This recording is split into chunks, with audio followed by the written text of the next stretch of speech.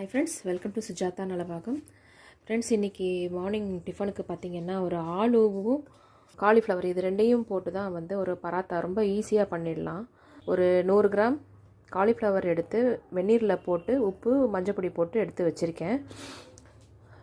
ஒரு 3 உருளைக்கிழங்கு, ஒரு பெரிய வெங்காயம், அரைக்கிறதுக்கு 4 பூண்டு, 2 பச்சை மிளகா, ஒரு கை கொத்தமல்லி, அப்புறம் பார்த்திங்கன்னா ஜீரகம் 1 ஸ்பூன், பச்சை மிளகா பூண்டையும் இதோட போட்டுட்டு அரைச்சி எடுத்துகிட்டு வந்துடலாம். கடாயில் ஒரு 2 ஸ்பூன் எண்ணெய் விட்டுருக்கேன்.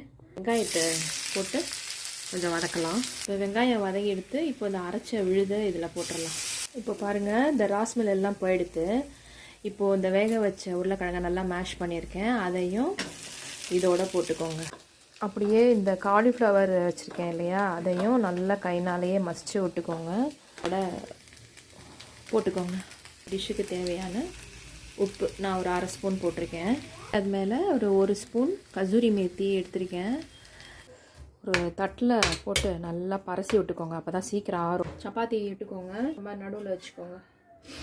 அவ்வளோதான். ஆஸ் யூஷுவல் நம்ம எப்பயும் பண்ணுற பராத்தா மாதிரி தான். க்ளோஸ் பண்ணிக்கோங்க. இட்டுட்டு மெதுவாக இந்த மாதிரி இட்டு கொடுக்கணும். அப்போ தான் அந்த உள்ளே வச்ச மசாலெலாம் வெளியில் வராமல் இருக்கும். மெதுவாக இடுங்க. அப்படி குத்தி விட்டுக்கோங்க. அப்போ தான் வந்து எண்ணெயோ நெய்யோ வந்து விடும்போது உள்ளுக்குள்ளே போய் அது ஸ்ப்ரெட் ஆகி நல்லா வாசனையாக இருக்கும் பராத்தா.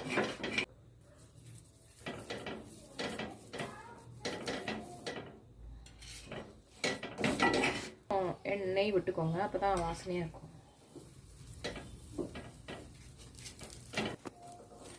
இப்போ 2 சைடும் நல்லா நேரம் நல்லா ரோஸ்ட் ஆகிடுது. தட்டில் போட்டு ஸ்லைஸ் போட்டு சாப்பிட வேண்டியதுதான். நல்லா சூட்டோடையே ஸ்லைஸ் போட்டுக்கோங்க, அப்போ தான் வரும். ஆறவும் செய்யும் ஸ்லைஸ் போட்டு சாப்பிட்டோம்னா.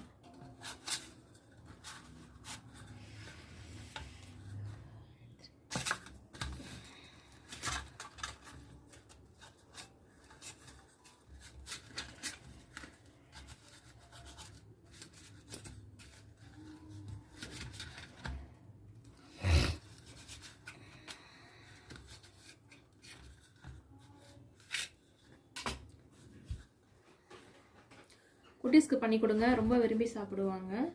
இதே டைப்பில் ட்ரை பண்ணி பாருங்கள். கமெண்ட் பண்ணுங்கள், ஷேர் பண்ணுங்கள். மெயினாக என்னோடய சேனலை சப்ஸ்கிரைப் பண்ணுங்கள் ஃப்ரெண்ட்ஸ். அடுத்து ஒரு நல்ல ரெசிபியில் பார்க்கலாம். தேங்க்யூ.